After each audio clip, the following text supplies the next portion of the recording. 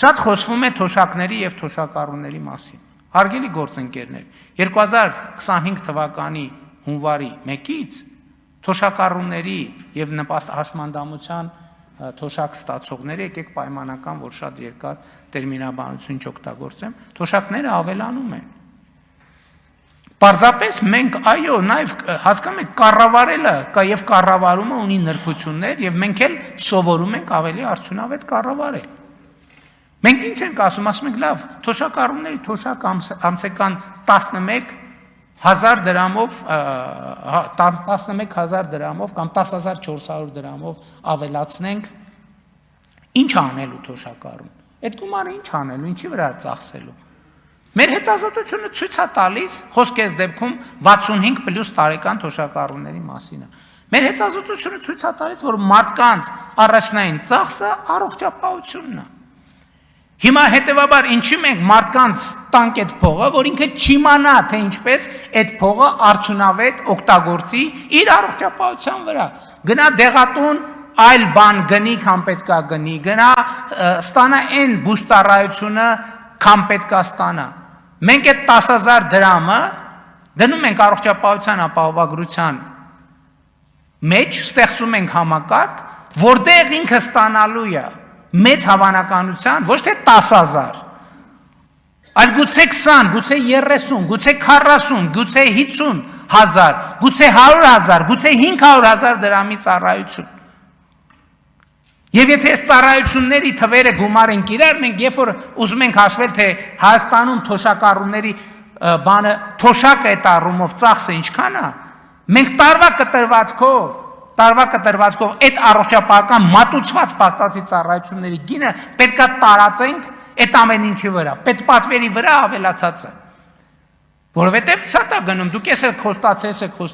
խոստացել, չեք արել, այն չեք արել։ Կներեք, մենք խոստացել ենք, որ առողջապահության ապահովագրություն լինելու է, բայց չենք խոստացել, որ թոշակառուն դրա համար չի վճարելու։ Եվ մենք հիմա այս լուծմանն ենք գնում։ Նույնն էլ թոշակառուների թոշակը ավելանում է նաև անկանխիկ առևտրի պարագայում։ Եվս որոշակի տոկոս էլ այդտեղ է ավելանում։ Մի հատ էլ սրա վրա ավելանում է համընդհանուր, մենք անկանխիկ առևտրի դեպքում, որը արվում է առքա քարտերով, բոլոր քաղաքացիներին 2% հետ վճար ենք տալիս, թոշակառուներին պլյուս այս 2%-ն էլ մի հատ էլ այդտեղ է ավելանում թոշակառուներին։ Էլի եթե համեմատելու ունենք, սիրում են խոսել համեմատելու մասին։ Իսկ նաև մենք էս էլ պետք է հաշվի առնենք, հարգելի գործընկերներ, 2018 թվականի համեմատ թոշակառուների թիվը Հայաստանի Հանրապետությունում աճել է 106,697 մարդով, 19%-ով։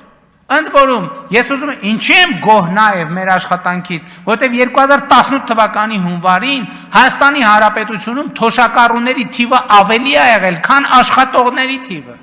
555,000 թոշակառու ա եղել, 513,000 աշխատող։ Այսօր էլ այս ճեղքը կամ այս հարաբերակցությունը մեզ այսքան էլ չի բավարարում։ Եվ ես առողջապահության ներողություն աշխատանքի եւ սոցիալական հարցերի նախարարը երբ որ նշանակեց, իհարկե նախորդ նախարարի առաջ էլ ես այդ խնդիրը դրել էի։ Ես խնդիր եմ դրել, որ մեզ համար եւ դա նաեւ մեր նոր տնտեսական քաղաքականության հիմքերից պետք է լինի, թոշակառուների տնտեսական ակտիվացումը պետք է լինի մեր առաջնահերթ ծրագրերից մեկը։ Ես հիմա մի միտք եմ ուզում ասեմ, որով ես տարվել եմ վերջին ամիսներին, այդ թվում ուսումնասիրելով շատ հաջող բիզնես, միջազգային բիզնես բրենդների ծագման պատմությունը։ Հիմա մեզ մոտ ի՞նչն է անցալում, որ 63-ը թոշակի տարիք, հա? Հա, 63-ը թոշակի տարիք է։ Բայց ես ուզում եմ, ես առաջարկում եմ մի հատ ուրիշ վարժություն անենք։ Իսկ կարող է 63-ը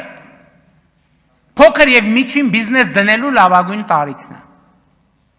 Որովհետև ով ունի կյանքի եւ աշխատանքի ավելի մեծ գիտելիք, քան 63 տարեկանը։ Եվ ես արդեն հանձնարարական եմ տվել, որ մենք թոշակառուներին 63 եւ բարձր տարիքի անձանց աջակցության, տնտեսական աջակցության ծրագրեր ունենանք։ Որովհետև հարգելի գործընկերներ, 21-րդ դարում 63-ը ինչ տարիք է, ով կարա ասի։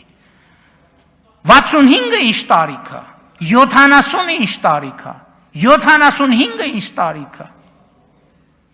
Այսինքն սա մարդու, մենք պետք է այդ բանը, այդ մտածողությունից էլ դուրս գանք, որ թոշակառու վերջ ավարտվեց, ոչ, 63 տարեկանում կյանքը չի ավարտում, 63 տարեկանում կյանքը սկսում է։ Եվ մենք մեր թոշակառուների կամ մեր ավակ սերնդի ասենք, մարդկանց կյանքը փոխելու ռազմավարություն պետք է որդեգրենք, այդ թվում կադաստրի կոմիտեն շատ կարևոր մի նախաձեռնությամբ հանդես գալիս, հակադարձ հիպոթեկի ծրագիրը, որը շատ կարևոր մի բան է։ Մենք չենք ասում, հարգելի գործընկերներ, եկեք առերեսվենք, մենք տենց բաների մասին չենք խոսում։ Մենք մի հատ դրել ենք ազգային ավանդույթ ու մնացել ենք դրա այդ վերնագրի տակ։ 63 տարեկան մարդը, երբ որ մնում է 63 տարեկան մարդու համար, մենք պետք է ստեղծենք լիարժեք ինքնուրույն կյանք, լիարժեք ինքնուրույն կյանքով ապրելու հնարավորություն։ Որովհետև երբ որ մարդը տնտեսապես պասիվանում է եւ մնում է տանը, այդ իր համար է խնդրեմ։ Բայց իր ընտանիքի մնացած հատվածի համար էլ է խնդրեմ։ Այդ հա շատ լավ մենք տենց ասում ենք, ասում ենք, խոսում ենք, կենացենք, խմում եւ այլն, բայց մենք մեր խնդիրները պետքա տեսնենք։ Ինչի պետք է, այսինքն մեր կանխավարկածն ինչա, մարդը 63-ից մինչև 80 տարեկան պետք է տանը նստի։ Ոչ։ Մարդը այդ աշխատել այնքան գիտելիք է կուտակել, մենք պետք է պայմաններ ստեղծենք, որ ինքը այդ գիտելիքը, որը ասма տենց ասացված կա, չէ, ասма եթե երիտասարդությունը իմանար, եթե ծերությունը կարողանար։ Հիմա ծերությունը կարող է, որովհետև դա այլևս ծերություն չէ, այդ մի ժամանակ էր 63 տարեկանը ծերություն, 65 տարեկանը ծերություն, 70 տարեկանը ծերություն, 75 տարեկանը ծերություն, եթե մարդը առողջ է, իսկ կներեք, եթե մարդը առողջ չի, 29 տարեկանն էլ է ծերություն։ Եթե մարդը առողջություն չունի, ինչ տարբերություն, ինքը 29 տարեկան է, 39, 35, 42, 50 թե 55, ինչ տարբերություն։ Իսկ եթե մարդը միջին, էլ չեմ ասում, որ ժամանակակից աշխարհում տեխնիկան այնքան է զարգացել, բացարձակ առողջ մարդ չկա։ Գնում ես սկաների տակով անցնում, ոնց լինի մի հատ ինչ-որ մի բան կգտնվի։ Մենք պետք է մարդուն ասենք, չէ, դա ինչի, ժողովուրդ ջան, ինչի որ վերջ, ավարտվեց։ Ոչ, 63 տարեկանը փոքր եւ միջին բիզնես սկսելու լավագույն տարիքն է, որովհետեւ այն գիտելիքի պաշարը, որ կուտակվել է, որևէ մեկը չունի։ Հիմա էլի պետական պարտքի այդ թեման։ Մեր ընդդիմության հարգելի գործընկերները տենց էլ չհասկացան, թե պետական կամ ներողություն եմ խնդրում, տենց էլ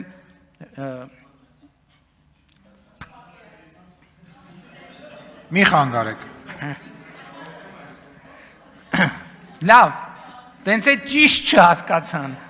թե պետական բյուջեն, հիմա մեր կանոնակարգով եմ առաջնորդում, էլի, փորձում եմ վարչական վարույթի տակ չընկնեմ կուսակցության ներս։ Դրա համար էլ այդ 20 թվի այդ պատմությունը հիմնադրամի միջևում էլ գլխի չեն ընկնում։ Պետական բյուջեն մի հատ տակառ է, որի մեջ լցնում ենք ջուր։ Մի հատ կանաչ դույլով ենք լցնում, մի հատ կարմիր դույլով, մի հատ դեղին դույլով, մի հատ շագանակագույն դույլով։ Հետո ծորակով ներքևից բացում ենք այդ ջուրը գալիս է։ Երբ որ այդ ջուրը գալիս է, մենք չենք կարող ասենք այս բաժակի մեջ դեղին դույլի ջուրը լցվեց, կանաչ, կարմիր, թե կա, որովհետև պետական բյուջեն մի հատ ընդհանուր հասկացություն է։ Այսինքն դու որ փողը ծախսում ես, իհարկե կան նաև նպատակային բաներ, վարկային ծրագրեր, որ ծախսում ես միայն կոնկրետ նպատակի համար, բայց ընդհանուր առմամբ պետական բյուջեն կամ որ դու նպատակի համար, ասենք, մի նպատակի համար ուղղում ես, դա քո նպատակն է, ուրիշի նպատակը չի։ Դա նշանակում է, երբ որ դու վարկային ծրագիր ուղղեցիր, այդ կոնկրետ նպատակի համար, այդ տակառի մեջ ուրիշ ջուր հայտնվեց, որ դու կարող ես օգտագործել այլ նպատակի համար, որովհետև այդ ջուրը ի սկզբանե ինչ նպատակի համար նախատեսվել էր, դրա համար դու ուրիշ տեղի ջուր ես բերել եւ այդ ջրով ես ջրել։ Ինչն է անհասկանալի։ Հիմա պետական պարտքի այս բանը, այս պատմությունը։ Ընդ որում, այո, մենք չենք ուզում այդ թեմայի մասին խոսենք, որովհետև չենք ուզում, հիմա ինչ ենք ուզում խոսել, որովհետև հիմա խաղաղությունը հաստատված կարող ենք խոսել։ Պետական պարտքի ամբողջ ավելացումը կամ չեն տեսել իրանք բյուջեով։ 2018-ից մինչև 2025 թիվը ներառյալ 4.4 միլիարդ դոլարի կապիտալ ծախսա միայն պաշտպանության ոլորտում, 25-ը ճիշտ ասի, թե 24-ում։ Լավ, վերջ ինչ-որ մի ժամանակահատվածում չեն տեսել այդ թիվը, ոնց կարային չտեսնեին։ Հաջորդը, այս մի ուղղությունն է, հաջորդ ուղղությունը ինչ-որ պարտքը ավելացա, կապված է Ղարաբաղի փախստականների և Ղարաբաղի հետ կապված չնախատեսված ֆունկցիաների ծախսի համար։ Ուրիշ պատմություն սրա տակ չկա և պարզապես գոյություն չունի։ Չեմ ասում, իհարկե նախկինում եղել են վարկային պայմանագրեր և այլ, այսինքն ինչ-որ բնական ունաչ պետք է նախատեսված լինի։ Բայց ընդհանուր առմամբ գնահատելով կառավարության նախորդող շրջանի աշխատանքը, ես ուզում եմ ասել հարգելի գործընկերների միջալոց ուզում եմ ասեմ, որ երբ որ կառավարություն ասում եմ, նկատի ունեմ իհարկե